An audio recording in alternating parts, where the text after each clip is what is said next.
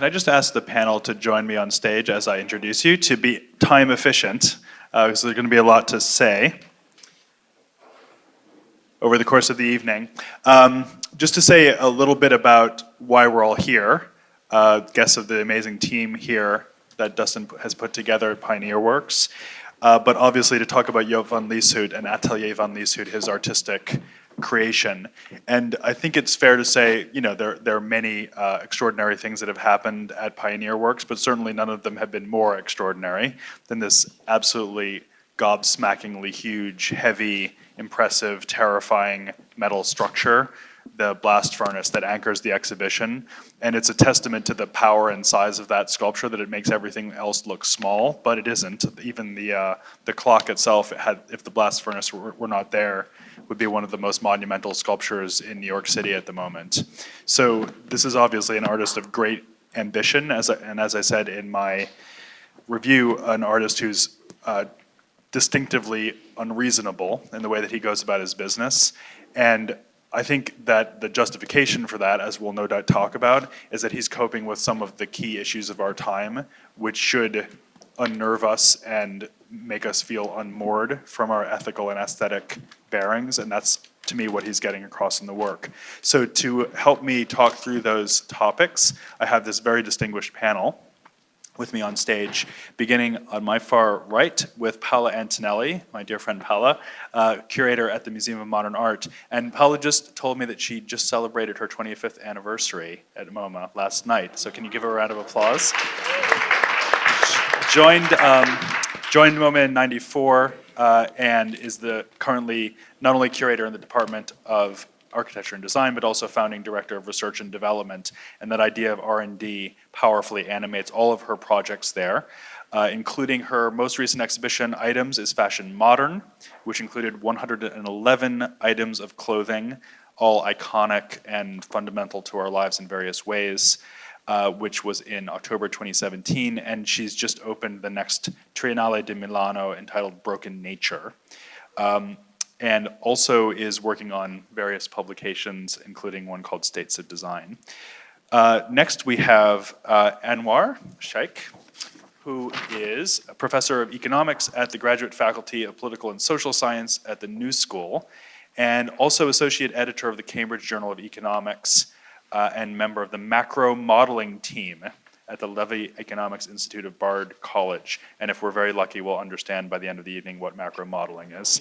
His most recent book is Capitalism, Competition, Conflict, Crises, which just about covers it, I think, from Oxford University Press, 2016, and previously wrote a book called Globalization and the Myths of Free Trade in 2007. And by no means least, but last, we have the power duo that is Timothy Firstnow and Andreas Davis. So Tim is a writer, artist, and curator whose most recent book, How It Hurts, is a study guide for pain examinations, recently released by Publication Studio. As part of the collaborative studio Fictilis, his work has been exhibited widely, and he has co-founded and curated several ongoing projects, including the Museum of Capitalism, which is what Tim will be telling us about this evening. And that Museum of Capitalism has been co-founded by Andrea, who is an artist, curator, researcher, and organizer, whose projects deal with museums and public history, monuments and memorials, and the complex legacies of the Cold War. She also works in the collective Fictilis and the Center for Hydrosocial Studies, and is currently a visiting scholar at the Center for Capitalism Studies, also at the New School. So please join me in welcoming our panel.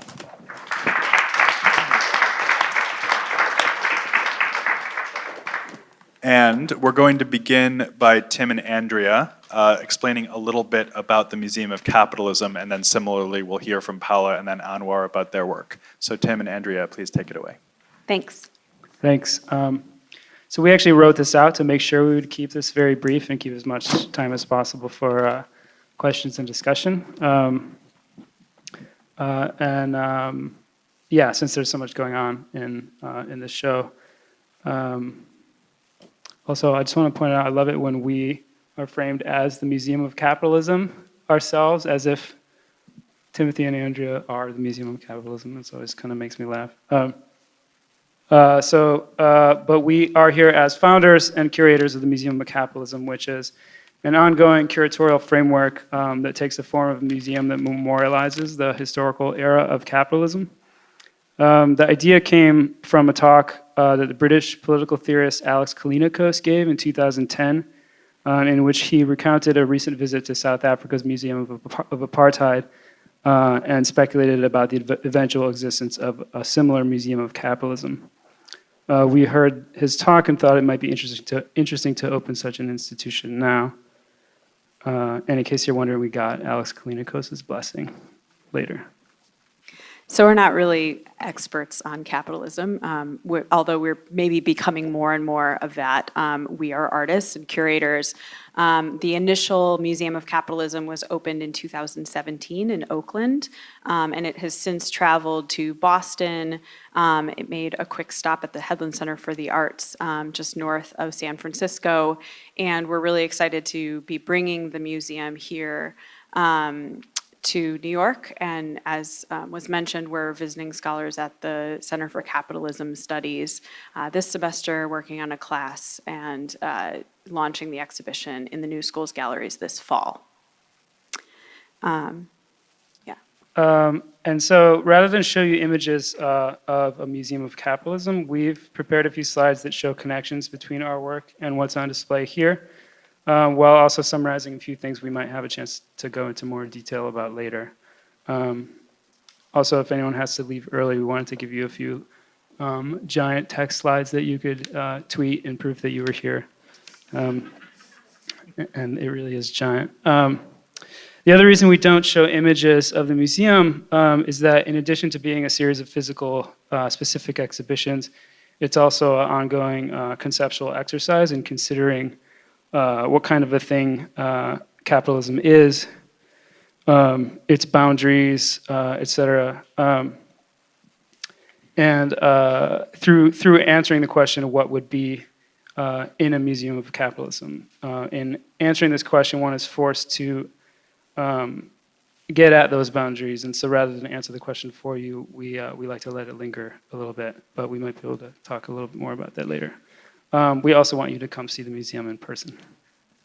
So for many years in the US, there's been, despite recent events, a pervasive tendency to think that capitalism is an all-encompassing, totalizing, hegemonic force, and to conflate capitalism with life itself, so that any life outside of capitalism, beyond it, or after it is completely inconceivable.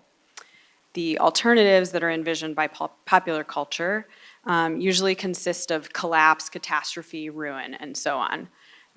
You might have heard the quote, "It's easier to imagine the end of the world than the end of capitalism." So creating a museum that looks back on capitalism means working not just on an intellectual level to educate the public and ourselves about capitalism, but also on the affective and the imaginal level to kind of counter this sense of apocalyptic fatalism with a sense of possibility that there could even be a museum after the end of capitalism.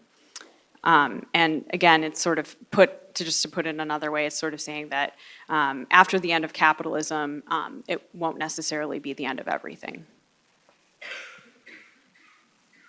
And related to the question of capitalism's beginnings and ends is this question that comes up in AVL's work, which is where we draw the historical and conceptual boundaries of the so-called Industrial Revolution. A question whose answers lead us to count or to discount the industry of many people living and working outside of the world's industrial centers. And the same question, of course, applies to what gets called post-industrial. In both cases, we're led to ask what other forms of labor and production, both new and old, come to replace or be replaced by those forms that we label industrial. And so finally, the accelerationist prescription for ending capitalism, that the only way out is through it, is something that we've had to consider constantly as repurposers of a piece of infrastructure that might be called capitalist, the museum. Here, as with the term capitalism, we have to be attentive to the underlying metaphors that are at play. So we have this metaphor of acceleration, which is in and of itself kind of inflected with all sorts of industrialist biases. We think that that deserves some fleshing out. The device that we're considering accelerating the forward velocity of Does it have a wheel, or does it have some sort of steering mechanism, or are we just accelerating? Or is it attached to some predetermined paths, as in capitalism's famous runaway train metaphor? So before accelerating, we might want to consider the machine's orientation, its existing momentum, and any objects or any bodies in its path. And that's it. Those are a few thoughts that serve to introduce the Museum of Capitalism project and our sort of shared concerns here. And there's our email if anyone wants to get in touch.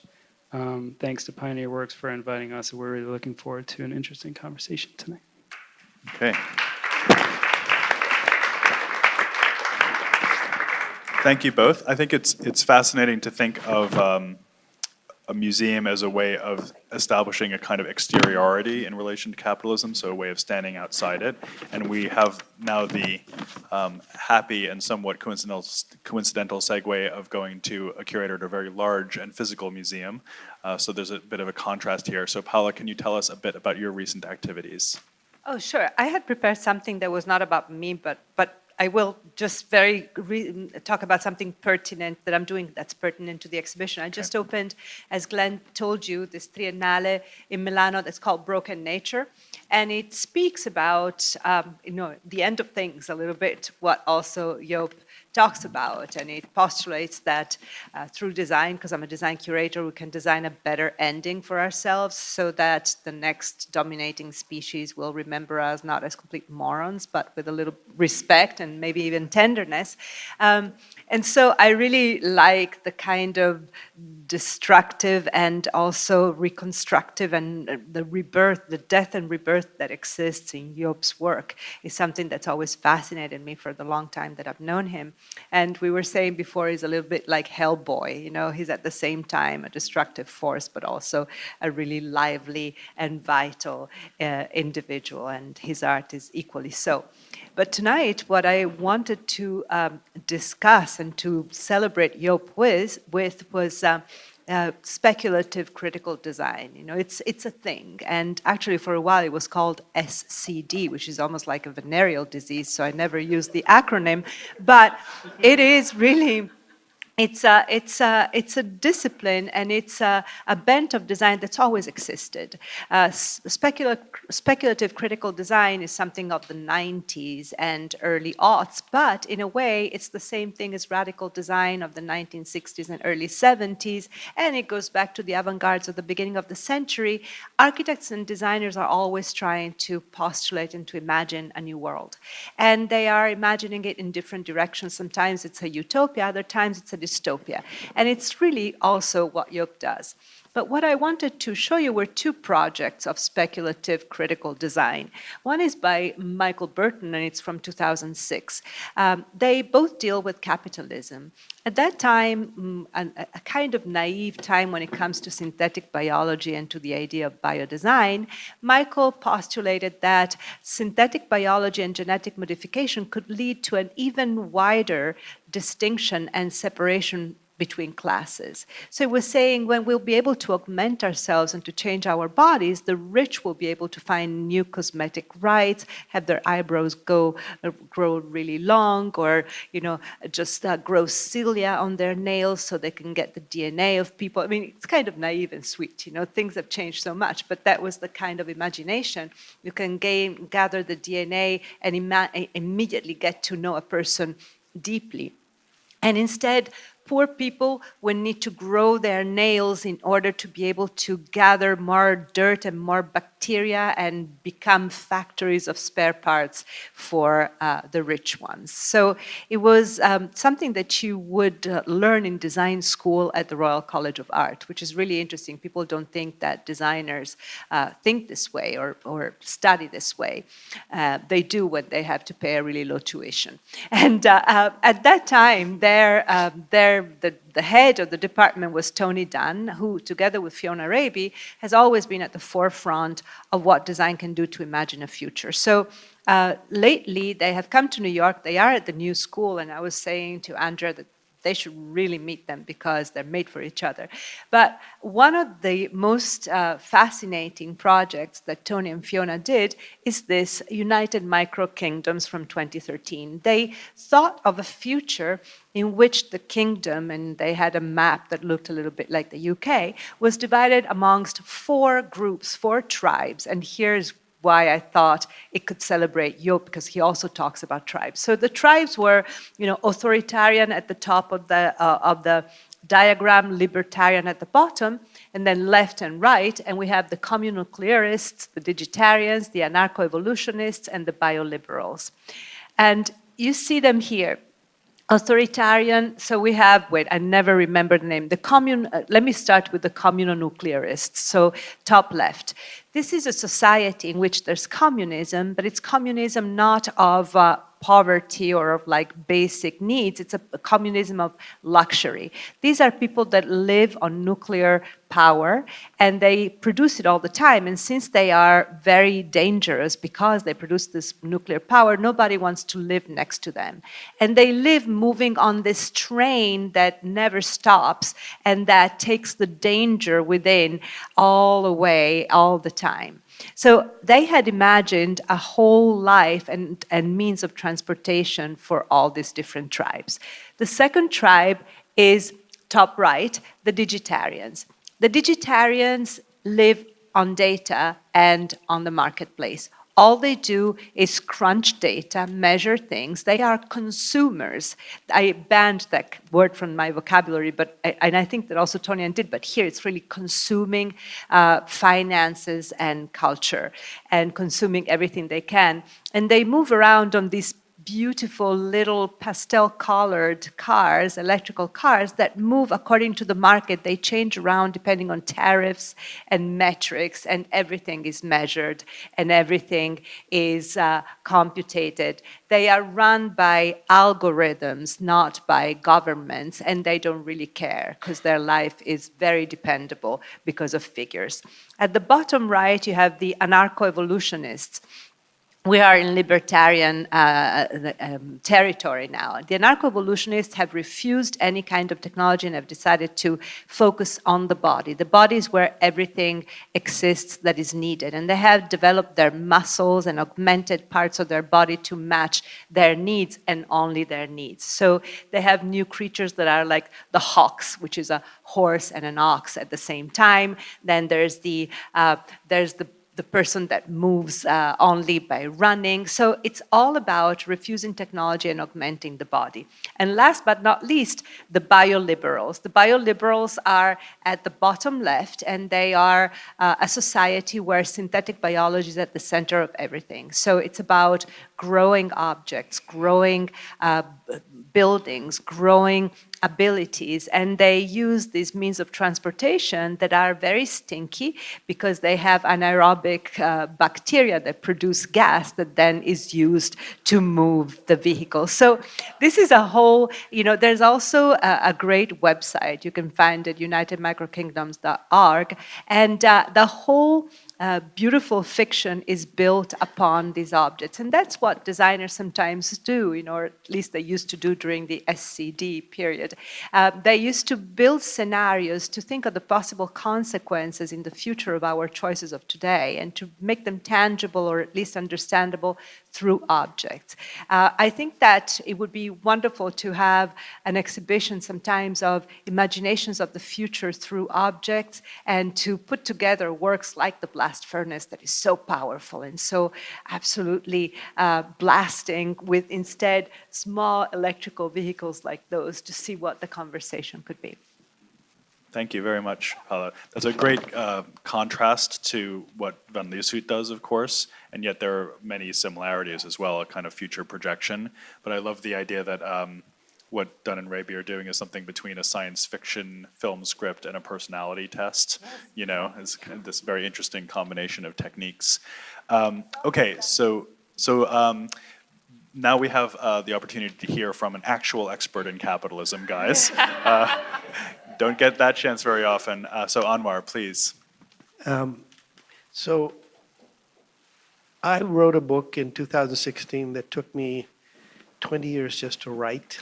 and another 20 years to research. And one thing about being a professor is nobody cares if you don't get around to finishing something. And the central thesis of that book is that you can explain a large number of patterns from one overriding principle, which is the gravity principle of capitalism, which is a profit motive. I noticed that the book on the Museum of Capitalism mentions that that's a dominant principle. Now, what that principle does is it selects. It selects what's viable and what's not viable. And we constantly throw up different things, and that principle selects which is going to be successful. I mean, you see this in art, you see this in literature. People go against the grain, and then if they survive, they become profitable to somebody, usually not themselves, but they become profitable to somebody. And the second aspect of that is that the profit motive is inherently conflictual. That is to say, it thrives, it gets its energy from conflict. The conflict between workers and capitalists is an age-old one. It's a bitter one, and it continues everywhere in the world. If you look at Foxconn in China that produces the iPhone I have in my pocket, 16, 18 hours work week.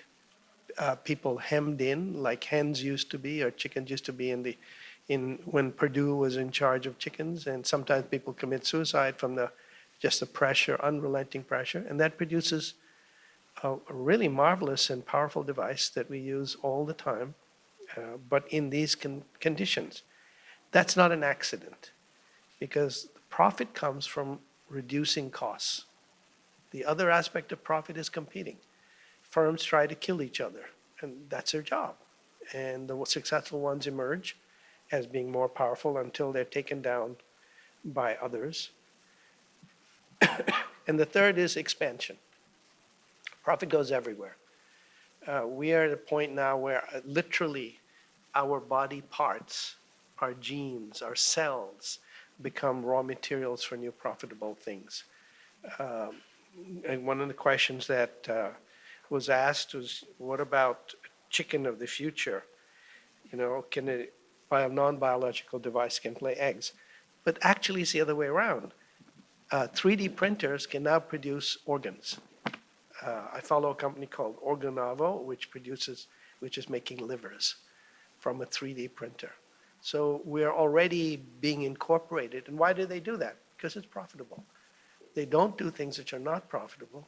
So you can get robots which are profitable and other things which we might need, definitely not profitable. It's not possible to derive a vaccine for many diseases now because it doesn't pay. So nobody's willing to pay for it. The advanced countries are not, so it's just not done. And the last part is, if we look ahead, one of the things capitalism is doing is making us obsolete. I mean, when we talk about are robots inevitable, they're not inevitable. I wouldn't make a robot that replaces me, but if I work in a business, I might make a robot that replaces other people and eventually replace me because it's profitable. And that fact is something to understand. Robots don't come out of the air. Mechanization doesn't come out of the air. It's a very concrete process, tested at every stage to see if it's going to work. Now, scientists are producing all kinds of funny and existing robots, which are very entertaining, but they're not going to be picked up unless somebody can make some profit from them. So if that's the case, an interesting question arises. What happens if capitalism proceeds to the point where more and more of us are redundant? We already know some responses to that. China had a one-child policy, one child per couple policy. It put a tremendous brake on its population growth, and to the point where now it has some shortages of labor in some areas, but you can always import labor. Other parts of the world have this huge surplus of people who will never get into jobs because they're already redundant. They're born redundant, their children are redundant, and they're angry. And they're right to say, well, if that's our future, why don't we take down the house? We burn down the master's house anyway. And that's an important thing that we forget about. Their rage and the rage of people who support Trump, for instance, comes from a real cause, that they're being made redundant. So I want to end one more point. If capitalism is moving in that direction that we're redundant, how do we fight it? And what I find really interesting is that we don't fight it, we accommodate it. In every advanced country, the effective birth rate is below that for reproduction. Someone once said, you know, the last Italian, turn out the light when you leave. The birth rate is such that the population of native-born is shrinking. That's true in the United States. It's true in every country in the world, in the advanced world, and it's true everywhere that people get education. Now, one could argue that's accident, but it also happens to be very convenient because there is a reduction in the surplus population. And that is driven not directly by profitability, but it's accommodated by profitability.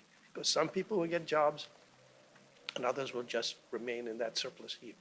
I know that's a kind of dystopian view, and, but I think that if we're going to oppose it, we have to understand what the law of gravity is. You cannot jump off a building and think that because you would like to fly, you will fly.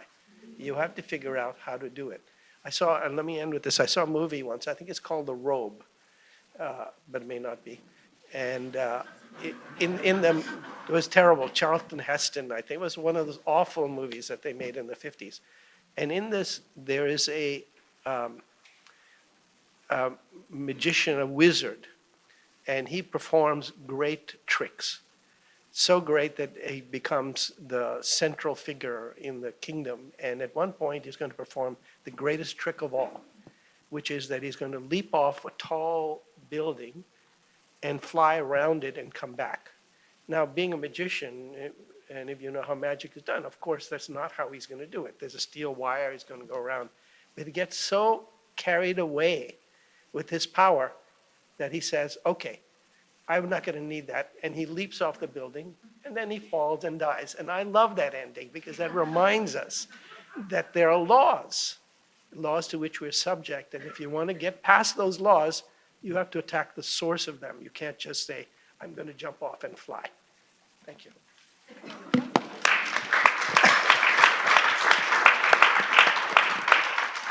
We should have had a spoiler alert before that last part.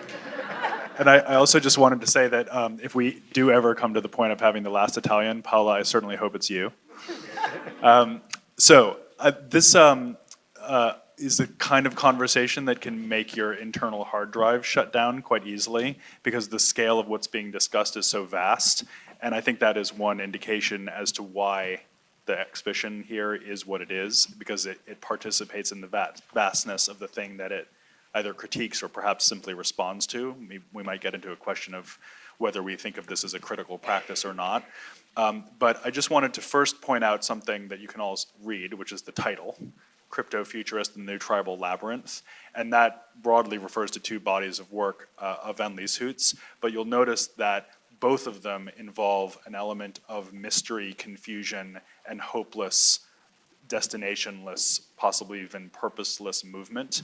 So in other words, there's something about this body of work that implies a lack of ability to come to a resolution. And already you can hear some reasons as to why that might be appropriate, because capitalism does feel like this inescapable framework. So the first question that I wanted to ask, which Anwar, I'd like to start with you if you don't mind, is to ask you to respond to what you heard from Tim and Andrea in the Museum of Capitalism, and to bear down a little bit harder on this question of the dystopian. So one way to read Van Lieshout's work, arguably, is that it's a dystopian practice. We often think of modernism as having had strong elements of utopia to it, the Bauhaus, etc. So this idea that design could optimize society in some ways. Clearly what Van Lieshout is doing now, and has been doing since the 1980s, is projecting an image that is dark, that is pessimistic, that is terrifying, that imagines the body being captured within mechanical systems and possibly crushed, cut apart, destroyed. So an image that has a lot of violence in it. And I wonder whether, Anwar, you think that, first of all, there is a possibility of escape from capitalism, from the capitalist condition that is perhaps proposed by the museum, and also whether you think that that would necessarily involve a violence of the kind that Van Lieshout is mounting. Okay, those are great questions. Let me start by saying that I do believe there's an escape. I've been anti-capitalist my whole life, but I'm a pessimist because I think that we tend to exaggerate the weaknesses of capitalism. It's a very strong and powerful system which adapts rapidly, very rapid. Now, yes, it may lead us to the end of all of us because that's part of its dynamic. But I do think that across the world, there's a growing movement against capitalism. The Pope, for instance, is a very strong critic of capitalism. And this is quite remarkable that the church should take this position, and because he knows capitalism well. And many people are focusing on that. But for me, as an economist, I see this powerful matrix that adapts, incorporates people into it, and then leaves out the others. For instance, all of the stuff about identity politics, you can look at it two ways. I think of capitalism as a pyramid. One way is that you want to integrate into the pyramid. So you have male and female and white and black and other things filtering up. But that doesn't change the shape of the pyramid. The other dimension is to change the shape of the pyramid and also do that. And it's very easy to capitalism to incorporate the first part and maintain for instance, the civil rights movement and the feminist movement coincided in a point where that pyramid became much sharper. And we know that historically. So we have to focus on trying to understand that the things we fight for will not in themselves overthrow capitalism if they don't challenge it. And for me, that's a very important point. And how about the question about violence? You mentioned in your opening remarks that there's a large group of people who are being made redundant, a very powerful word, because of its dehumanizing qualities. Yep. And this fact about capitalism that you spoke to very well, which is that it can't have an ethic because its principle is, as you said, gravitational. So it's a simple propensity. So it's a non-ethical consideration as to what provides the movement. But then the response to that, one could argue, has been anything but constructive. It's simply been kind of atavistic violence. So do you feel that that might be a necessary phase, or do you feel like I that needs to be don't feel that controlled, it's a or- necessary phase everywhere, but it may be necessary in some places. At one of those, I've been to too many conferences, and one was in Manchester. It was really boring. So we ran out, and we went to something called the Chatham Library, which I strongly recommend. And there, they have the oldest books in the English language. It's remarkable. You can't touch them, but you can look at them. You can feel their energy, 1540. And then they have a table there. And this was a table at which two young men sat and worked for a couple of years, Marx and Engels. Now, I'm not religious, but my hair stood on end just standing at that table, because here you saw these people who were talking about a future. They were wrong in anticipating the timing of the future, but that future, the message they gave us was that we have the power to change what we find, but we have to understand how it operates if we want to change it. My early training was as an aeronautical engineer. There's no way you're going to just build a rocket, light the fuse, and go off into space like in the old movies, because you need to have the know-how if you're going to do it, and that means gathering together our knowledges and coordinating them. And that's very important, because the coordination excludes some things and enhances others. But that's what parties did, and that's what Marx and Engels did, and many of their followers, and it then went in incredibly dystopian directions. We know that. If we're going to change that outcome, we have to understand why. And I don't have an answer. I wish I did. I'm just not that type of person who thinks that you can get an answer. But it's like making a rocket. You have to learn how to put things together, and then you have to try it. And most rockets fail, by the way, in the first round. Aeronautical engineers say that you never, ever go into a plane that you've designed yourself, because you know the odds are you'll die. So you have other people practice on it.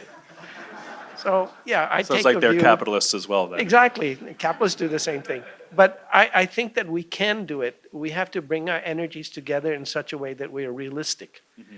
And sometimes the realism is not what people want to hear. They want to hear, well, you can do it. You can fly off that tower and go around. I just don't think you can do it that way. So that image you gave us earlier about not thinking that you can simply leap off the building because you'd like to be able to fly, and these other remarks that you've been making, I want to turn back to Tim and Andrea to ask you for a little bit more detail, I suppose, about your concept of the escape velocity, that part of your narrative, and how you see AVL as being relevant to that or not. So in particular, it just occurred to me that one could think of Van Lieshout's practice as being like the wreckage after the crash. Like the modernist design machine has made the great leap forward and then fallen to earth, and what you get is this kind of horrific strewn bodies that are machines, which we'll get to in a second.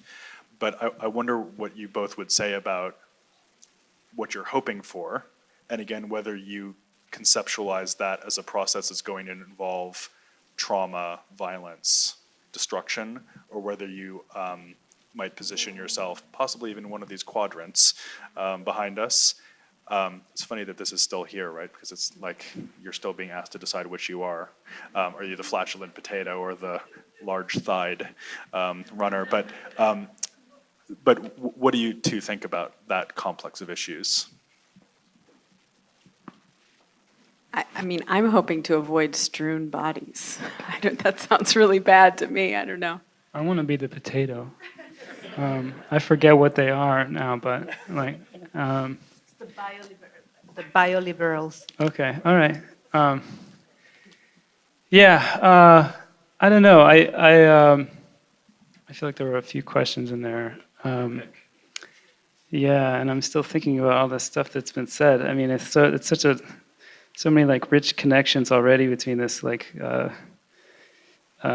law of gravity and the mention of Foxconn, where the people are jumping off the tops of the buildings, and this incredible detail of the engineering training, which I feel like may have informed your economics and law of gravity framing in some way. Yeah, I mean, I feel like going back to this, capitalism being conflated with life itself kind of thing. We try to be careful, sort of,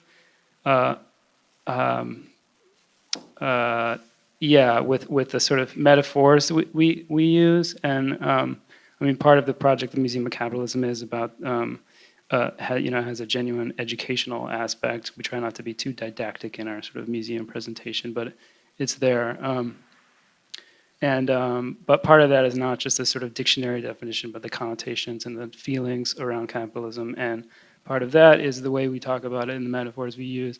So I like this idea of understanding the way capitalism functions and sort of invoking these sort of physics metaphors. But in terms of capitalism writ large,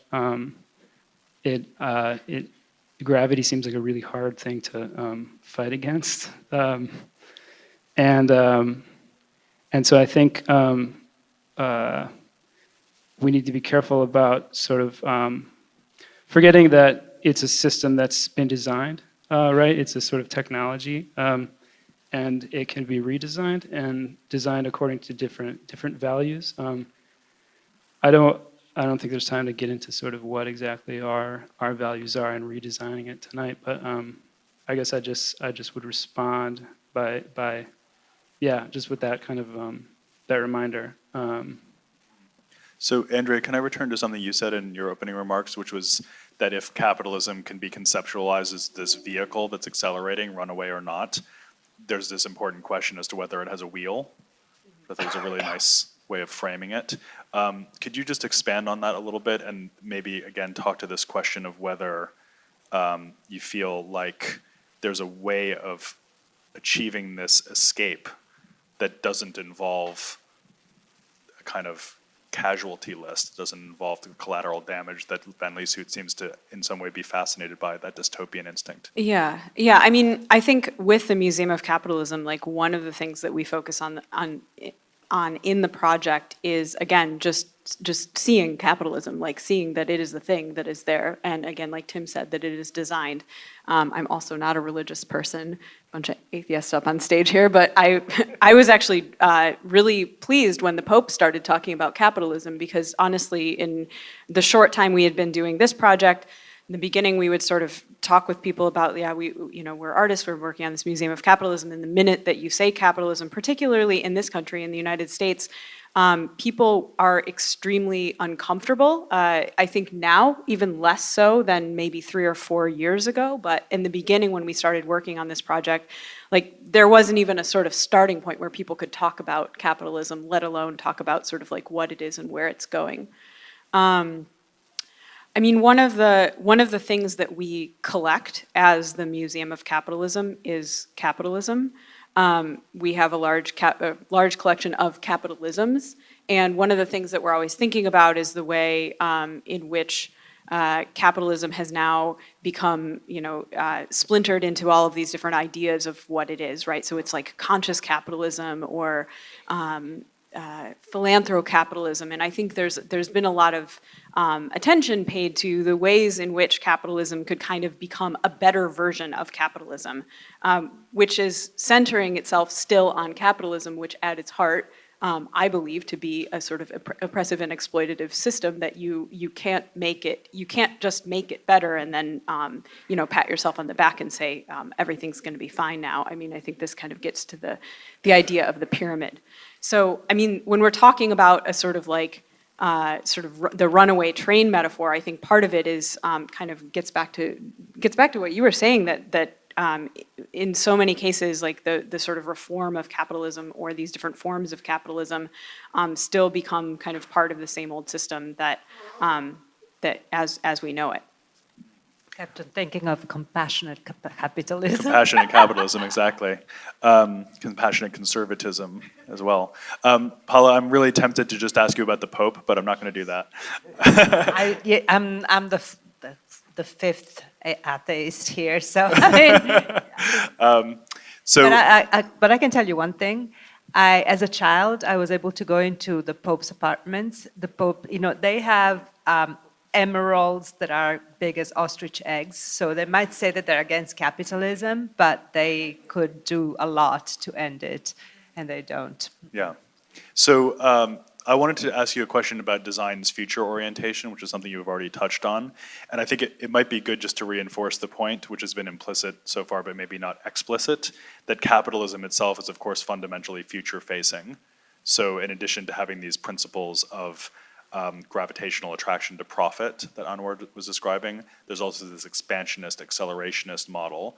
So you can't have capitalism without futures markets, and that was already true in the 17th century when the capitalists were people in the Netherlands banking on a successful sea voyage. So it's always had that quality of risk management that Ulrich Beck has written about in Risk Society, which is an important text for our purposes, perhaps, and always that orientation towards futurity. So I wanted to ask you, Paula, about design's relationship to futurity and how that has changed with the shift from the modern to the postmodern, if you accept that terminology, or in the practices of speculative designers like the ones you've described. What is design doing with respect to the future that might be novel, helpful, instructive in your view? Well, first of all, it's nice to have an opportunity to say there are many different forms of design, and all these different forms of design have different relationships with the future. If you talk about biodesign, it's all about the future. If you talk about furniture design, it's very often looking to the past, because in order to sell, it wants to be familiar to people and sometimes nostalgic. So if I make a quick list here of design, from visualization design to video game design to furniture product, interface, interaction, they are about different parts of our life. So if we think of something like speculative design, the relationship with the future has always been constructive and sometimes, especially in the utopian situation, anti-capitalist. In the late 60s and early 1970s, it was all about imagining new types of society that would cut across classes and cut across needs for profit. I guess, even though it was not in their mind, they were probably wondering the same thing that I'm wondering right now, listening to Anwar and Andrea and Tim, and wondering, is it part of human nature to move towards that direction to move towards capitalism, they were probably thinking the same, and they were trying to escape the laws of gravity by imagining new cities that would move and on stilts, or that would cut across mountains, and right now by imagining new societies or new bodies. So I think that the difference between designers and artists is never a difference of like medium or product, but rather is a different stance. An artist can choose whether to be responsible towards other human beings or not. A designer has to be by definition. But that said, design can be for good or for evil. It can go in either direction. It can look to the past, it can look to the future. So it really is about the designer and the individual and the type of design. But you yourself, Glenn, you have worked on exhibitions that talked about postmodernism, for instance. I mean, that was one of your biggest shows. And postmodernism comes I used to say, sorry, that's my favorite quote, I'm proud of it, that it's like cholesterol, there's the good one and the bad one. And the good postmodernism is the one that tries to move away from the corruption of modernism that has become so much of the projects, the banlieue, all the kind of like beehives for humanity, and instead recuperate an old but future way of building. And instead, the bad postmodernism is the one that puts makeup and pancake over buildings and makes them look like old buildings of yesteryear, nostalgic. So you could even answer this question if you were not the moderator. Yes, I'm not allowed. But you Sorry, can, you can still do You'll it. have to come back for that, yeah. But that distinction between a superficial postmodern and an integral postmodernism, that's one way we might frame it. And that actually connects to something I did want to ask about next, and maybe starting with our museum people here, Tim and Andrea. I wanted to ask you about the relationship between machines and bodies in this story, and this connects to something that you mentioned, Tim, which was the emotional qualities of capitalism, and also, in my mind, very much connects to this postmodern question of whether the modernist body is so mechanical that it must be refused through some act of either imaginary joy or a kind of digging into the palpable physicality of the body, which would be a kind of craft-based or sensualist response, perhaps. But it's clearly highly relevant to what Van Lieshout does, because if you look at the blast furnace, for example, you have this reminder in grand scale that when the factory system was first brought about in the late 18th and 19th centuries, early 19th centuries, it was very often likened to a body. So the limbs and the sinews and the bones of the body were likened to the belts and the machines and the bricks of the factory. And Van Lieshout has done this very brilliant thing of including the bare minimum requirements for life in the blast furnace, most notably that Duchampian toilet. So there's actually, a shithole in this great shit-producing mechanism. So it's become body-like and inhabitable, and there is a very kind of fraught metaphor that he's created there, as well as a whacking huge piece of steel sculpture. So what do you both think about that question of the affective qualities of capitalism that we might feel in the body, and in which the body is sort of swept up and used and disused? What can you say about that to us?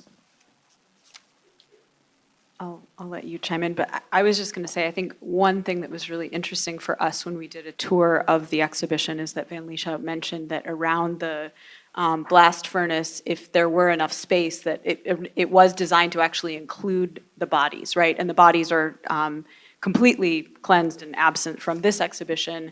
So I thought that was sort of an interesting choice in display to not include the bodies in any form. There's a lot of spermatozoa. Yes. Yes. Much.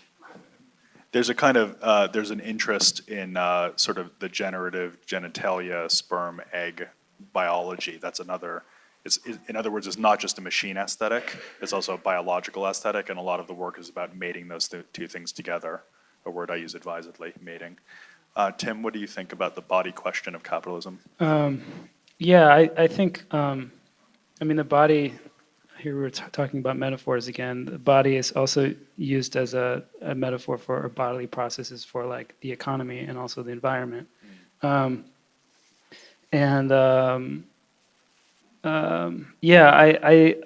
I kind of wish we had been able to see the bodies as well, because it's strange, like there are all these references to bodily processes, but I feel like bodies are kind of conspicuously absent in this show in some weird way. It makes me think about, you know, the ways that the Industrial Revolution, and this is taking it in a more abstract place than I think what you're asking about, but I'll get there, hopefully.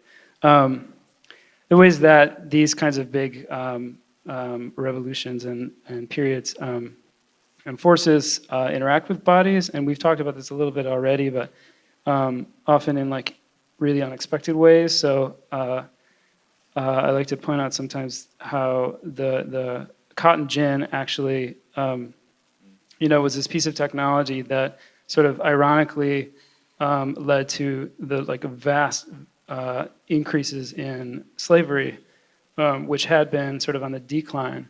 But then this sort of technology was invented, and it led to this huge demand for, certain kinds of bodies to do certain kinds of work. And so it's sort of, that's just one example that just kind of complicates our sort of narrative of progress around the Industrial Revolution and these sort of terms we bandy about.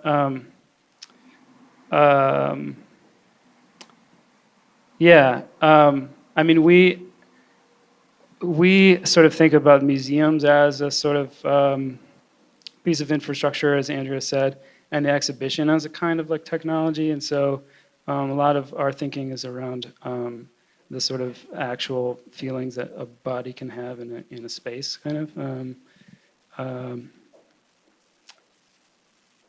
As you said, we are sort of we're in a similar situation to this. It's a sort of capitalism and capitalism situation, where this is sort of post-industrialism in post-industrialism.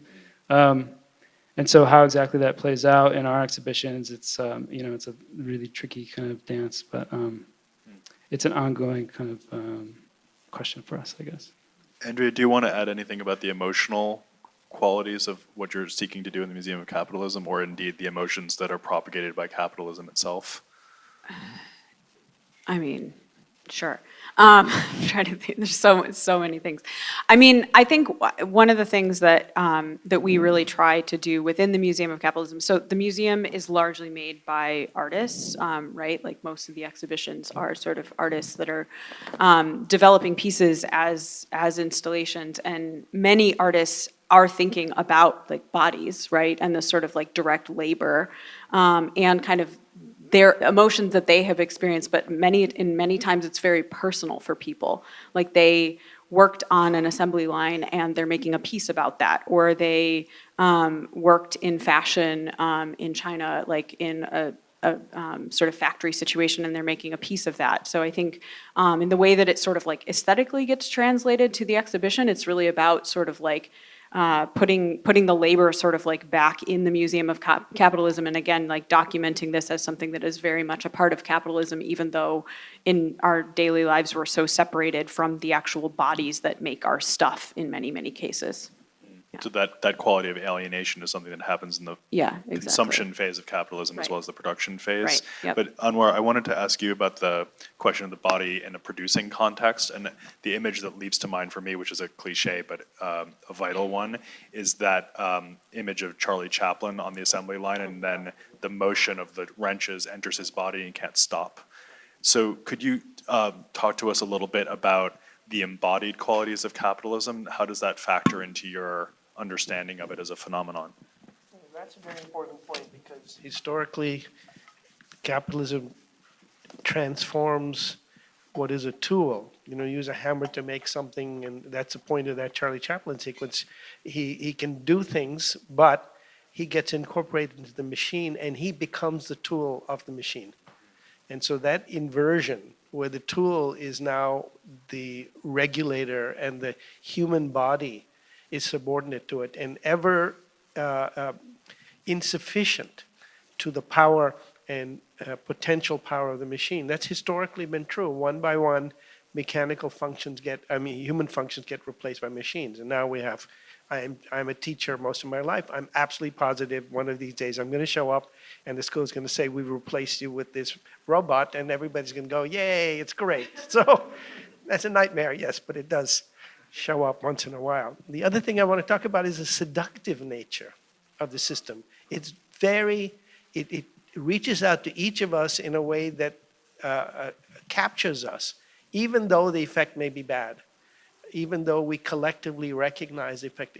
It's very hard to get rid of that or to, the power of it comes not because it forces us to do something, but seduces us to do something. And so we're very resistant to the seductive part, and we'd have to give it up if we're going to break up the rest. And I don't know how that's going to happen. I mean, clearly we have to be able to say, okay, we're not going to get the good part in order to get rid of the bad part. And that's a very hard revolutionary step.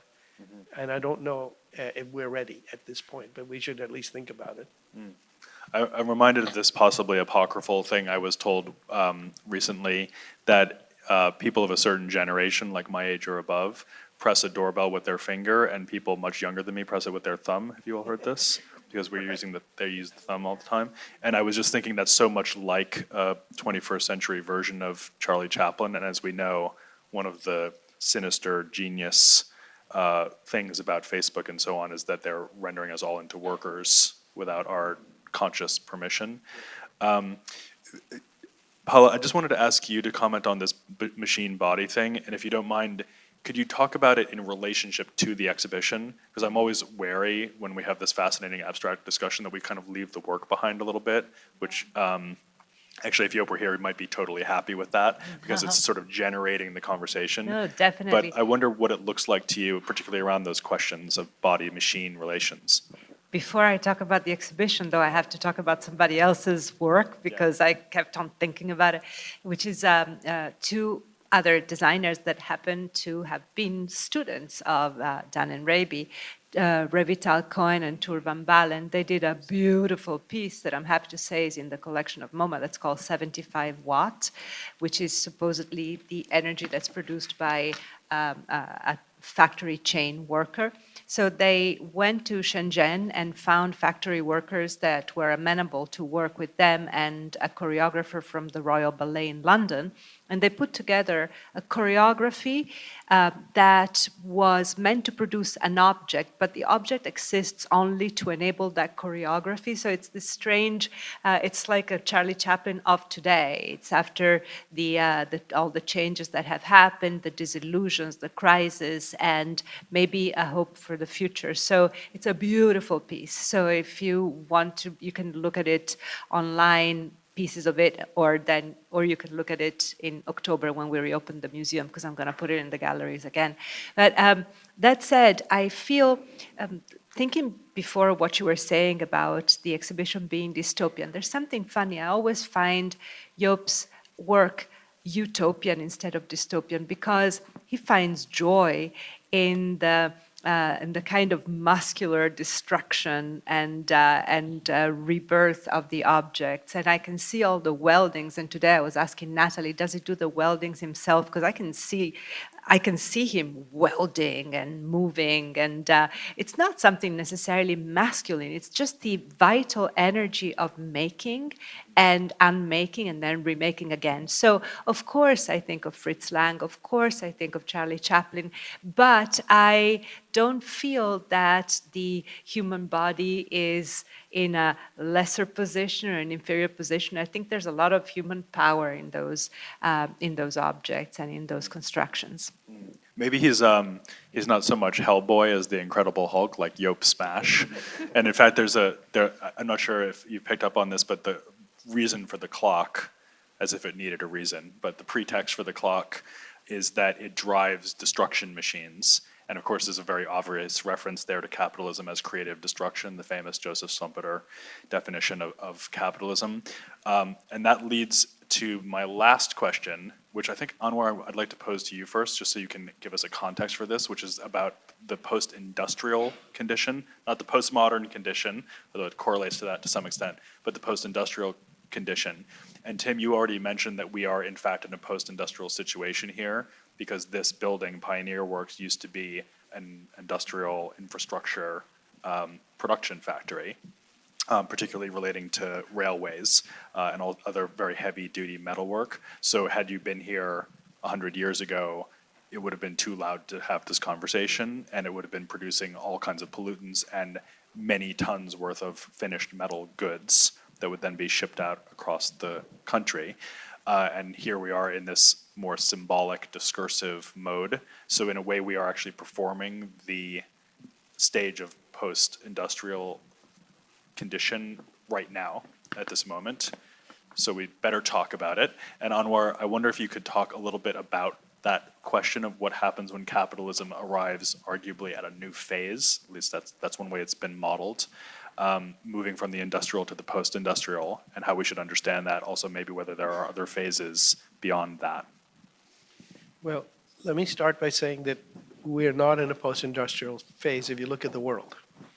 I mean, if you look across the world, the conditions in which people work are not different very much from Manchester, where Engels was living and writing, and the condition of the working class in England is now the condition of the working class in many parts of the world, except that many of those people can't even get into the working class because there's no room for them. And that's something that we have to allow for, this potential nuclear explosion that's taking place when people realize that there's no future.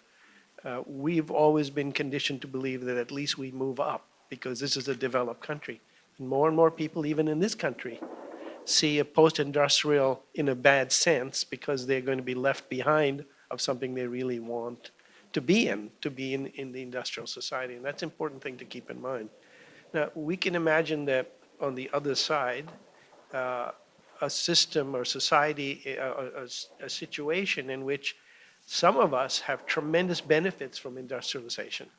We have healthcare, I mean, okay, not in the US, but we have free education, free healthcare, and so on in the advanced world, and that's a tremendous achievement. And maybe we won't need jobs in the same way in order to achieve that level. That still leaves this big spiritual hole, what we do with that extra time, and maybe that would lead us to question the very thing that gives us this possibility. As I said, I'm a pessimist. I'm not convinced of that.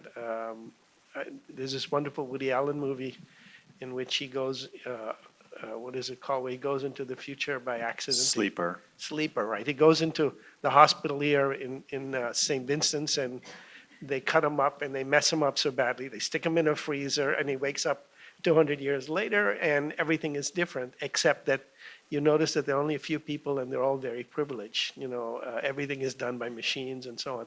Maybe some of us will be that. But I don't know that we'll be able to survive in that because I don't think the others are going to permit it. I mean, that's the thing that constantly I think about. What happens when those people who are at the bottom rise up and challenge our luxury?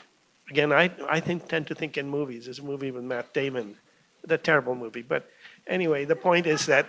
The one about becoming small? No, not that one. It's the one where all the rich people have moved to a satellite above the Earth, and they live forever. And he is living in a dystopian world in Los Angeles, which is now merged with Mexico and all of that. And these people work only in the most terrible conditions in order to provide for the people at the top. And they have infinite life. And of course, the point of that movie is that eventually they rise up and take control of that technology. Now, that's something I think is great. It speaks to the problem that we have, which is how do we give the benefits that some of us have to the rest of the world and accept that in the process we lose something. Can I just press you on one thing, which is this transition from what you might conventionally think of as the industrial, obviously heavily cited in the show, which is, you know, rubber, metal, wood, steam, electricity, which obviously does have both benefits and huge disadvantages at the time that it's unfolding, whether in the 19th century in England or in India or South America now. What do you think about the moment of digital investment, of a kind of different technological phase, and how do you need to incorporate that into an understanding of capitalism now in a way that you might not have 30 years ago, for example, when you started your book? Well, yeah. As I say, I watch movies for these signals about how we think about the future. And of course, the great movie on that is Terminator. Because aside from the fact that it gave Arnold Schwarzenegger a role that he could actually play, so which is a machine. Now. I know that's mean, I know, but he was very, very good in it, however. And the point of the movie is picks up something we're all afraid of, which is that the things of our own hands are going to destroy us. And in capitalism, we have this bizarre thing that we work to make it better, and in the process, it works to make us less necessary. Yeah.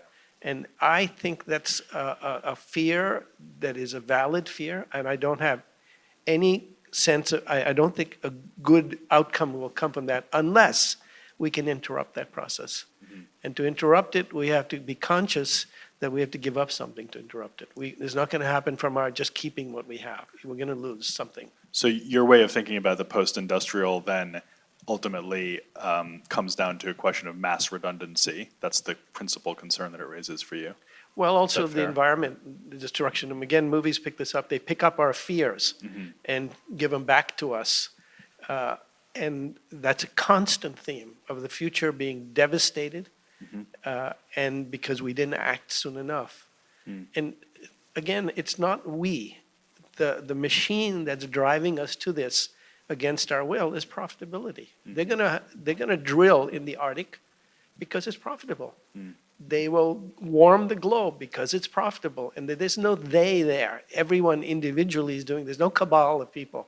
It just comes from the nature of the machine and its drive. And to interrupt it, we're going to have to figure out some way to not just restrict profit, which we can do historically, we know that, but perhaps even ban it. Yeah. They're going to go to the moon. They're already planning. They're going to go to Mars. Why do they want to do that? Because they hope that they can get things from there. And as you said, into the body as well. The body perhaps is the next great frontier of profiteering. Absolutely. Yeah. They're doing it everywhere. Yeah. Can we refuse it? It's very, very hard. We have to recognize it and say we persuade other people to refuse it. And as I said, I'm not an optimist, but there's a space there. And maybe younger people will recognize it and say, well, we won't go there. So I want to now turn the conversation to the same topic, to our curators. Again, curators are a very different kind. And I want to kind of sharpen this into maybe a more polemical kind of question, which I want to pose first to Tim and Andrea and then to Paula, which is to ask, what is your own self-understanding as a post-industrial worker?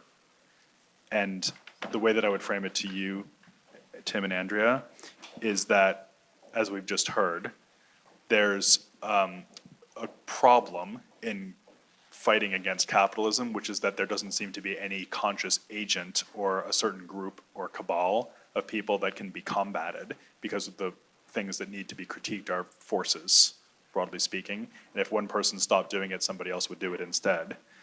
And this is possibly complicated by the fact that in order to achieve some kind of critique, one feels these days like you need to assume a position of a post-industrial worker, like a curator or a theorist or writer, so somebody who's not, as it were, on the front lines of anything and could easily be recuperated simply as decor or as a luxury good of some kind. And I think we, again, need to be honest that we're sitting in this post-industrial space, and in some ways what we're performing here is a kind of luxury trade of ideas and exchange that most people are not able to participate in. So how do you think about your project in relation to those potential critiques and objections?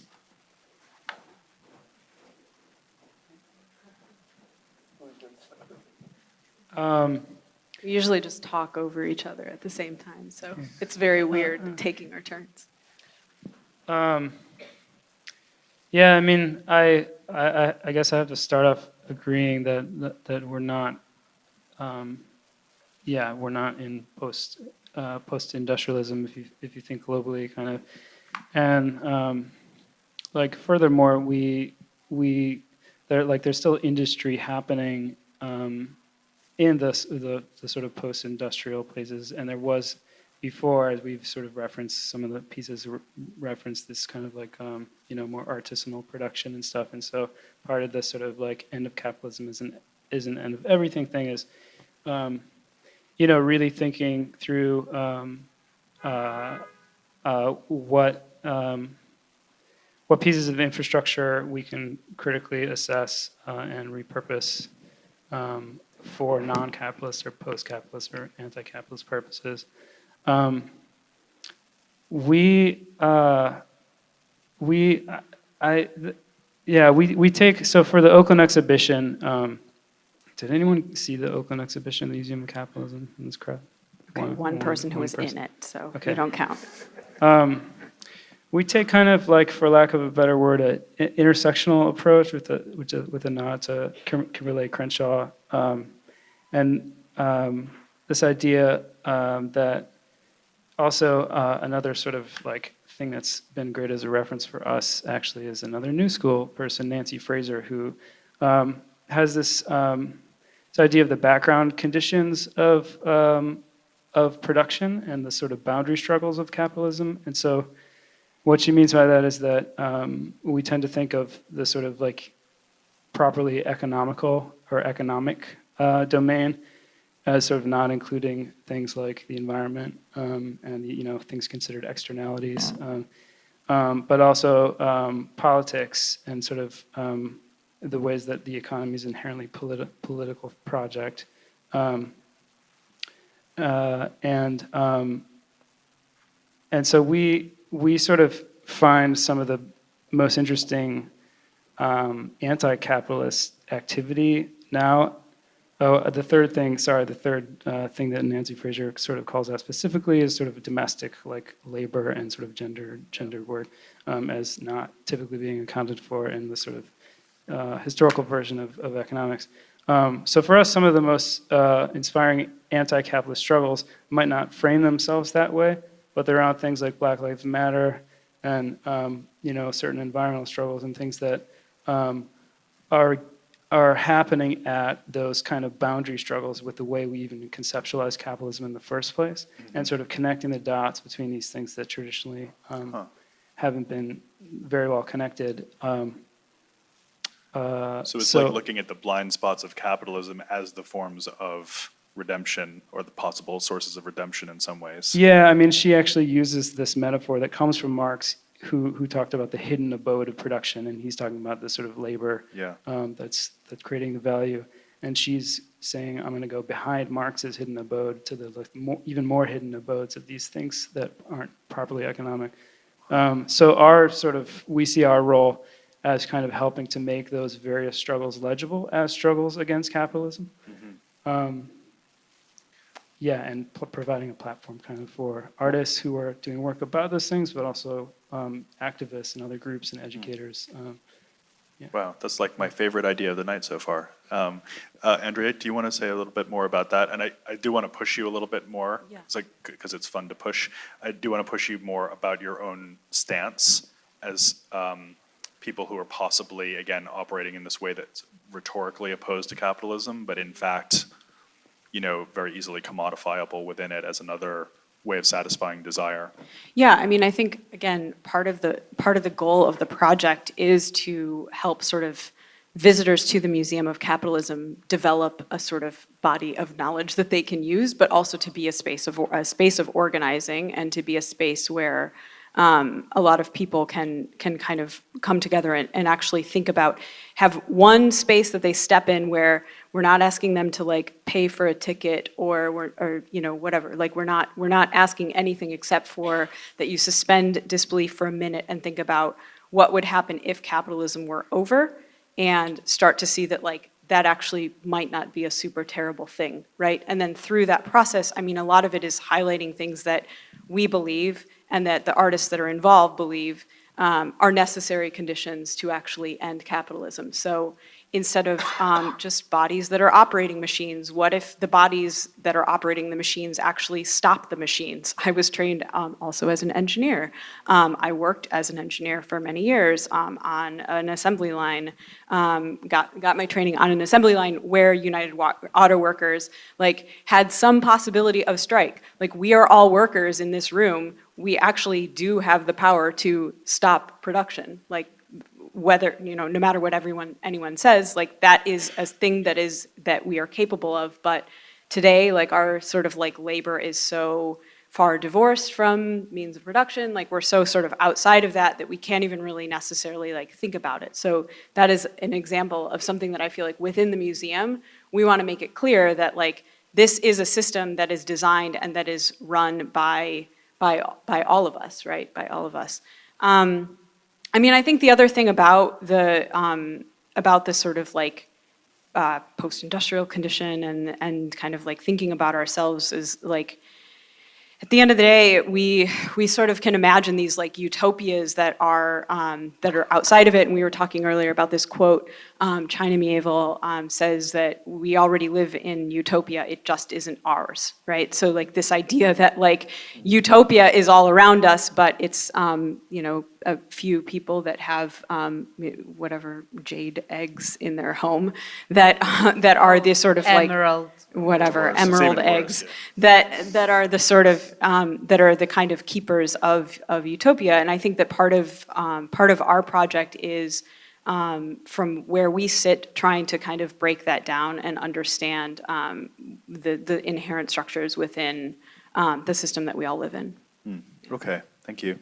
Paula, I'd like to finish with you, and I just kind of want to ask Paula for you to justify yourself to us as a curator at this powerful institution. Sort of a joke, but sort of not, because again, you look at MoMA and what you see, of course, is this massively capitalized institution that also has this historical trajectory of participation, obviously in the celebration and in education around some of the great artworks, many of which are critical of our time, but also has been funded by the Rockefellers and on and on.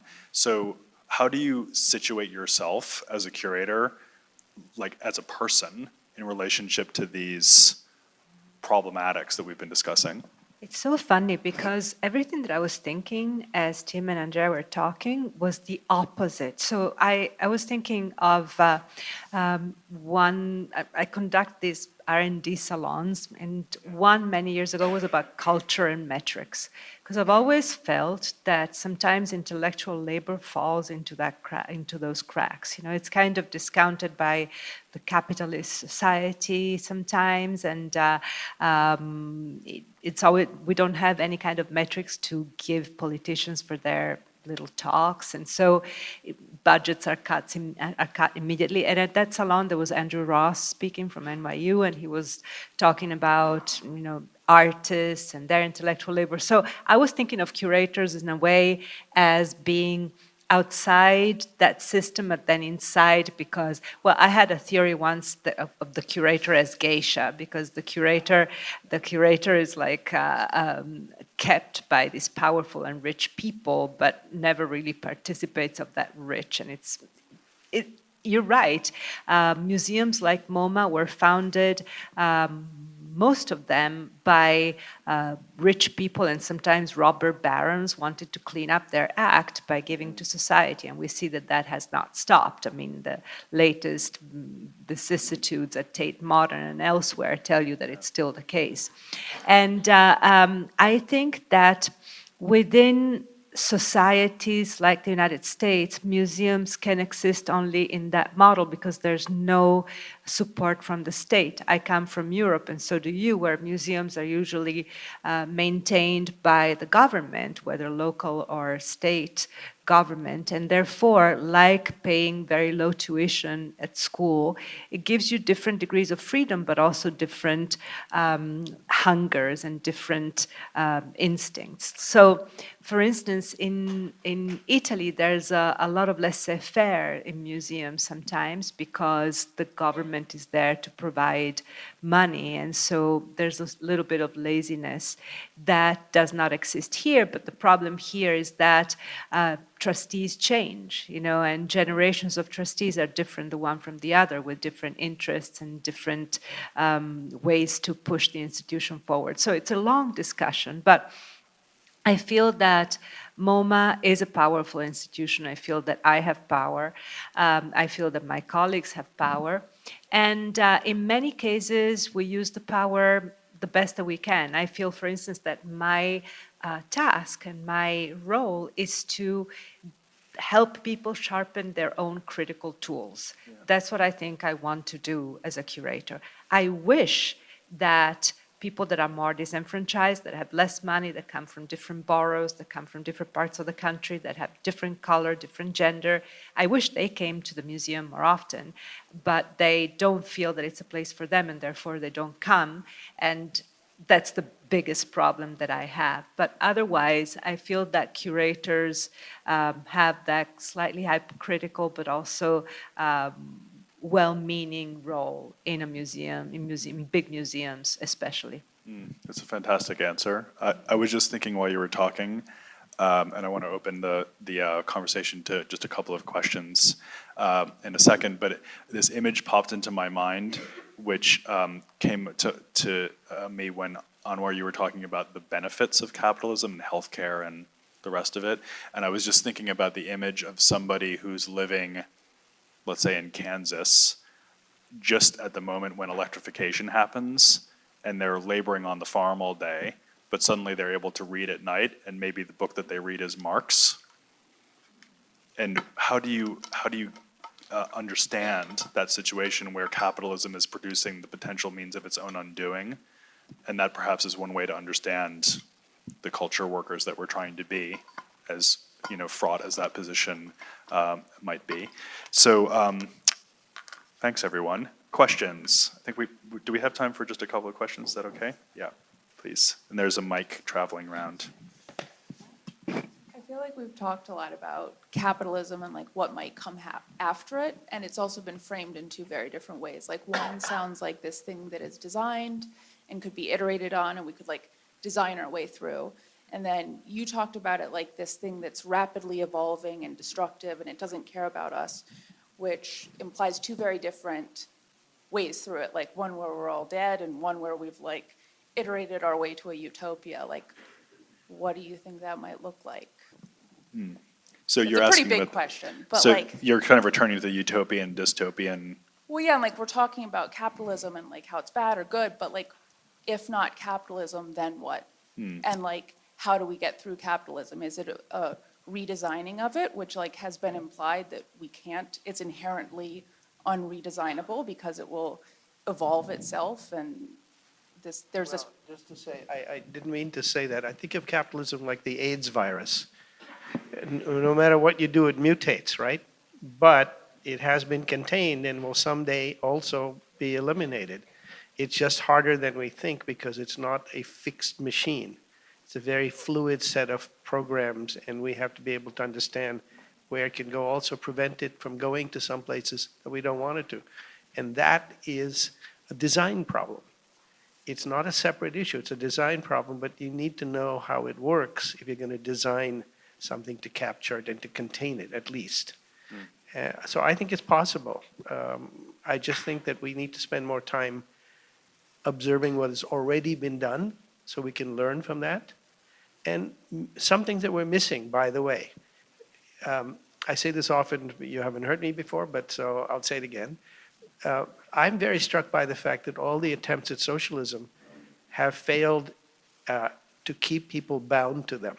That is, when they get to trouble, people want to leave. And then you have to police them literally into staying, to imprison them. Everybody, I think, knows the Amish live here in New York State and Pennsylvania and all that, and they're conservative. They're male-dominated. They're pretty rigid in many things, but they don't take stuff from the outside. They don't take much technology.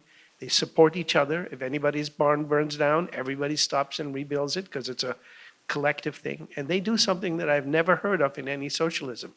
They ask all their children at the age of 18 to leave for a year and go live among what they call the English, which is us, and do whatever they want for the year, drugs, sex, and then a year later, you come and you knock on the door if you want to come in, and you don't, okay, we'll miss you. I can't think of any social society that's ever had that courage, that you ask to leave so that you can experience the rest and come back. And we need to invent what I think of as a binding force. Now, religion is not going to be it, but whatever it is, we need to think about that as how we're going to construct this future where people can leave. I'm old enough to remember communes, and they left and they didn't come back. So that was another problem. We have to get better at it, and I don't have the answer, but I think that's a good question. Socialism with an opt-out clause, perhaps. Yes, exactly. Yeah. No, required to leave, not just Required, opt out, exactly. I required had to a leave. question in the front. Well, I just want to get through a couple of questions. Along the same lines, I think, like maybe a different way to frame it slightly is, we talked about like capitalism moving forward, and maybe we should steer it somewhere else, or maybe we should slow it down.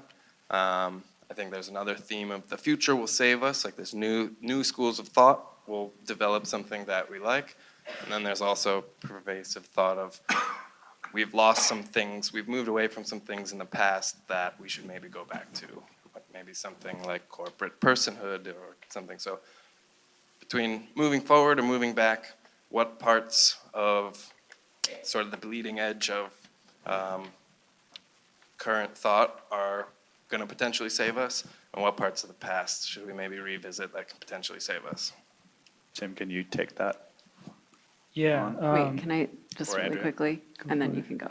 I mean, I was just going to say to this last question that we are literally, at the Museum of Capitalism, we are literally still stuck on the question of like, capitalism could end and it will be in a museum. Like that's where we're at. We're not saying how, what's next, like any of these other things. Like we can't even contain that first part within a museum. So that's kind of like, looking back on capitalism, seeing the sort of like artifacts, understanding like this is how this thing maybe didn't make all that much sense. This is how this thing was super violent. This is how this thing was whatever it was, right? Like that's sort of where we bracket our project, is just focusing on that, like capitalism could end and be in a museum. Like, But by the way, there right is there. there's a Museum of Communism in Prague that does exactly that, correct? Right, That's yes. sort of, this is how horrible it was and why we must never go back. Yeah, well, not there's in, and not just horrible, it's sort of like these were the qualities of it, or Yeah, these yeah. are the artifacts of it, or these are how people lived under capitalism. And I think that that's part of it, is like developing this conceptual exercise. If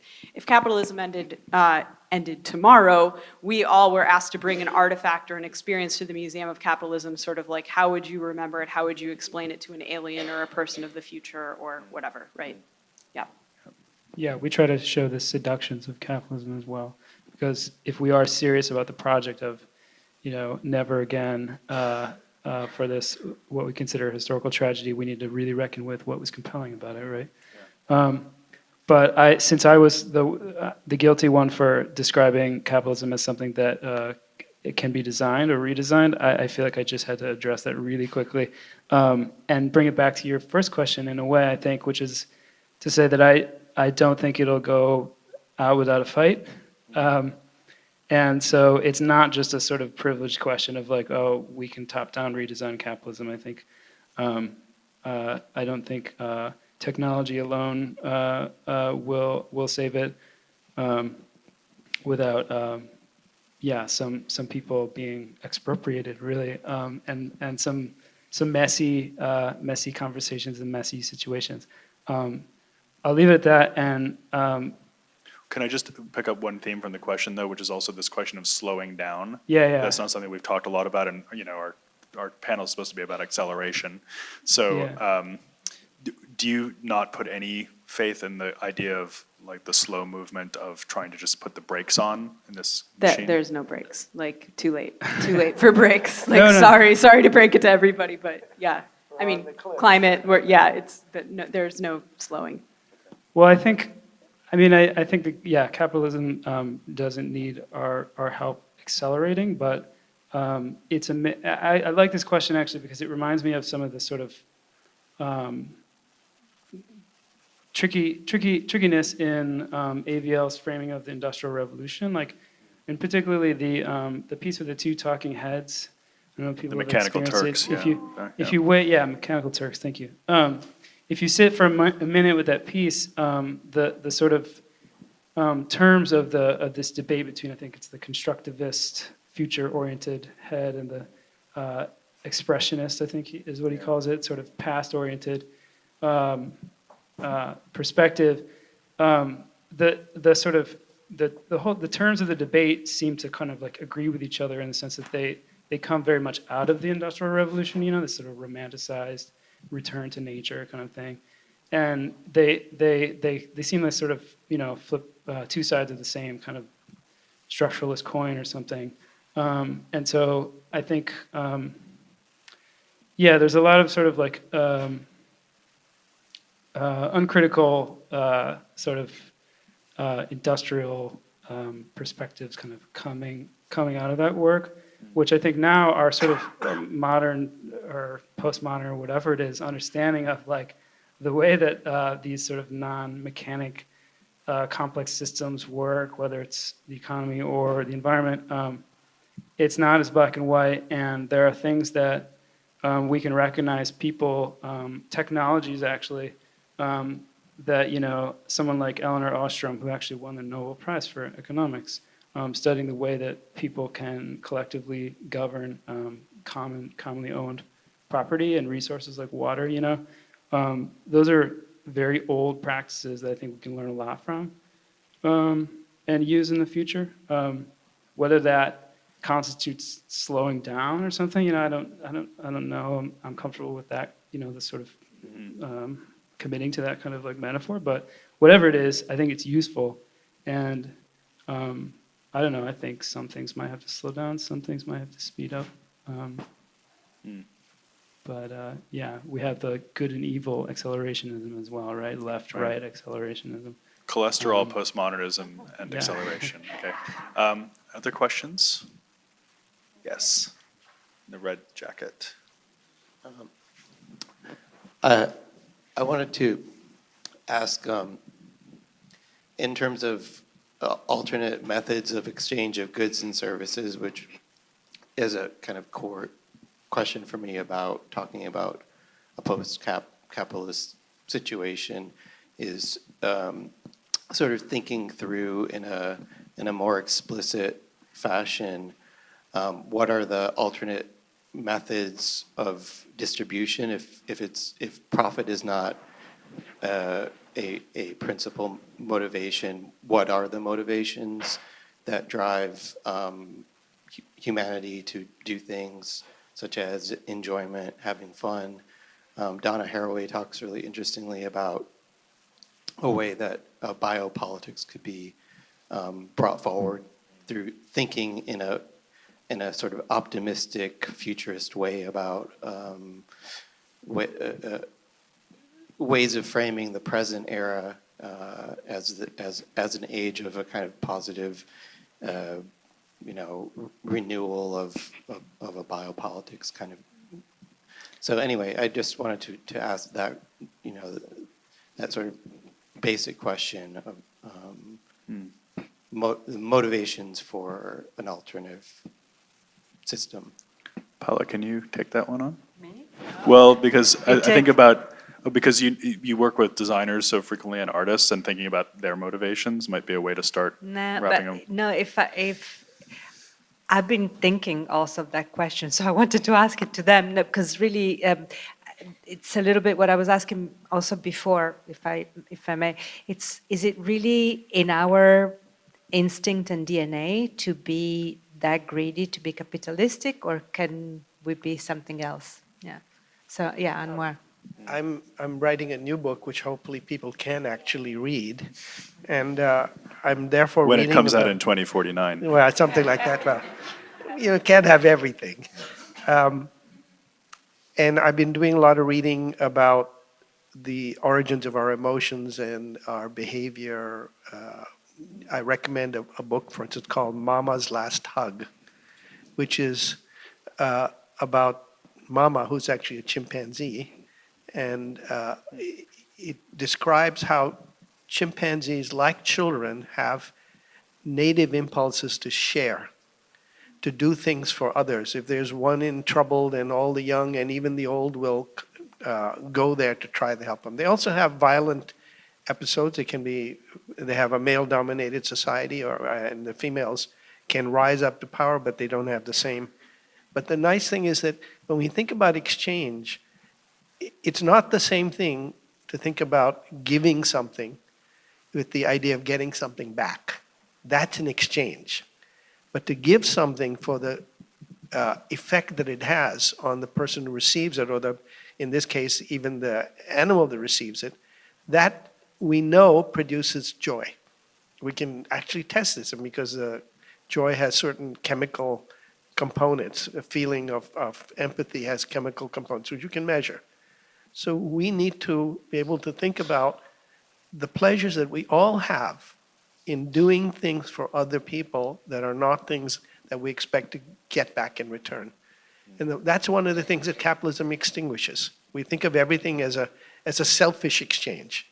But it isn't that. Parents don't do that. We don't do that with friends. So we have a whole domain of life where we maintain these other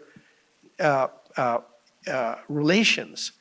And we have to elevate those. We have to make those proper and desirable and view them as a basis for a future where those who have can give to those who don't and feel better about it, feel good about it. And that's every religion tells you all of that. But it's very, very powerful because it's built into our DNA. And we have to allow that part of our DNA to work. And it can be, in the circumstances in which we do that automatically, but we can think of a system built around that. The Amish do it, by the way, and they maintain it for hundreds of years. So it's not impossible. We need to figure out how to make it not only possible, but general. And that's going to be a fight.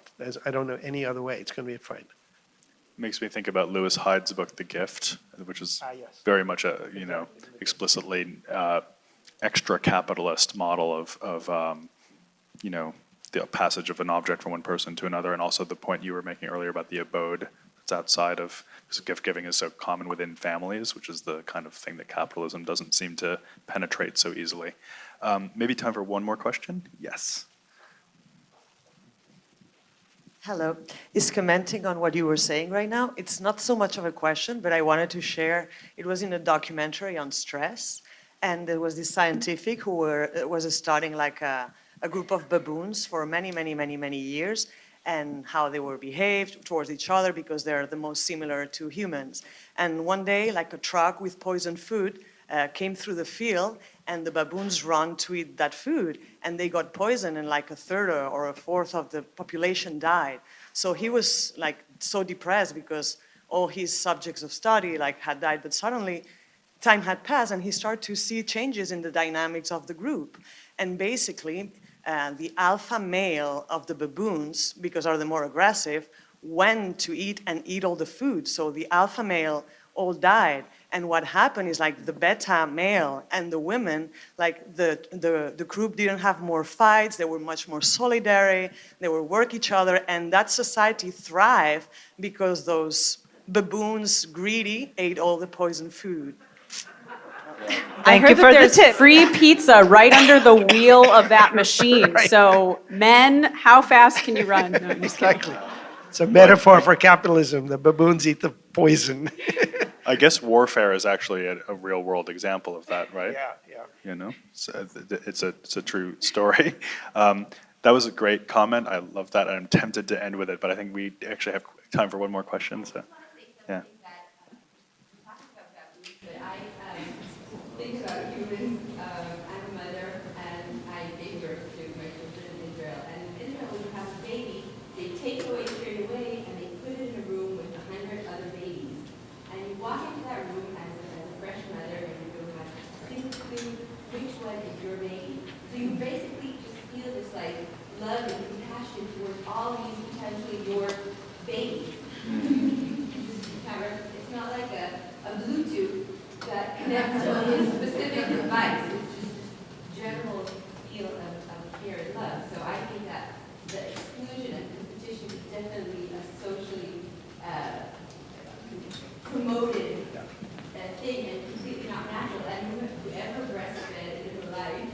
probably know the feeling of walking down the street and hearing a baby crying, not your baby, just any baby, and feeling like the milk comes, sorry, whoever did, but you feel this like the milk comes through your breast to be this any other baby that isn't yours. So this for me was like the realization that love and the competition between. So when you have your babies, you're supposed to take care only of them at a certain point. Like prefer them, but it's completely not natural in my experience. I feel like we've covered the whole life cycle. I'm going to propose that we end on that super up note, and thank our panelists, and note that in addition to hearing from these three great curators, we've also discovered that Anwar is perhaps a budding film critic. And it is interesting to me that even one of the leading critics of capitalism is compelled to use its most paradigmatic products, the Hollywood films, as the tools of its own unraveling, and that perhaps is an example of the mutations that you spoke about. But it's been wonderful to be part of this conversation. And I just want to close with one last thought, which is possibly a little bit over-optimistic. But I was just listening to a lecture online earlier this week by the theorist Jan Vervoort, and he made the great point that our culture is structured in such a way that we think of people who are on stage in situations like this as the ones that are being generous because we're sharing the ideas and we're talking and we're generating whatever we're generating. But he made the great point that the really generous thing is to sit and listen and allow people to unveil their self-desiring, possibly egomaniacal conceptions of the world and be patient enough to accept that. And it might be that, since we were just speaking about gift giving, that you yourselves might have been modeling the very thing that we need to get through capitalism and imagine something else. Maybe it's like being an audience member. So we should clap for you, exactly. Thank you. Okay, and that's all. And I'll race you to the pizza. Thanks again. Thanks again, panel. Thank you.